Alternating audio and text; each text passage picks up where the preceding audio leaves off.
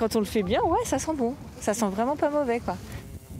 Contrairement aux apparences, ces gens ne fouillent pas dans les poubelles, non. En fait, ce sont des stagiaires. Là, ils apprennent à fabriquer du compost, à mélanger les bons déchets avec du broyat végétal. Ce qu'on veut, c'est ça. C'est vraiment broyer, vraiment exploser, les fibres explosées. Alors ça, c'est du mûrier platane qui a été broyé. Tous ont payé pour suivre cette formation à Montpellier pendant plusieurs jours. Cette semaine-là, ils étaient une quinzaine avec des motivations diverses et variées.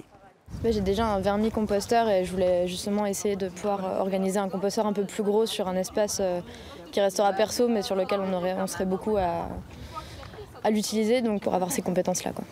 Il fallait que j'affine mes connaissances en compostage parce que je suis en train de monter ma société de collecte et de valorisation à Marseille des biodéchets. Avec mademoiselle. Un petit peu d'haricots verts pour la forme.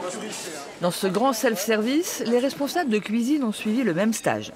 Ici, on sert plus de 300 repas par jour et on en prépare aussi pour les écoles, ce qui génère des montagnes d'épluchures chaque année. Il y a 3 ans, la loi a obligé tout le personnel à se remettre en question face aux poubelles, à apprendre à trier. Au début, il s'arrêtait 2 secondes parce qu'il va falloir, c'est quoi, qu'est-ce que j'ai dans la main, où est-ce que je dois le mettre. Mais maintenant, c'est devenu vraiment un réflexe. Voilà. Et c'était ça l'objectif. Depuis 2016, tout professionnel produisant plus de 10 tonnes de biodéchets par an a l'obligation de les trier et de les valoriser dans des filières adaptées, comme le compostage. Dans 4 ans, cette loi va concerner tout le monde, les particuliers comme les entreprises.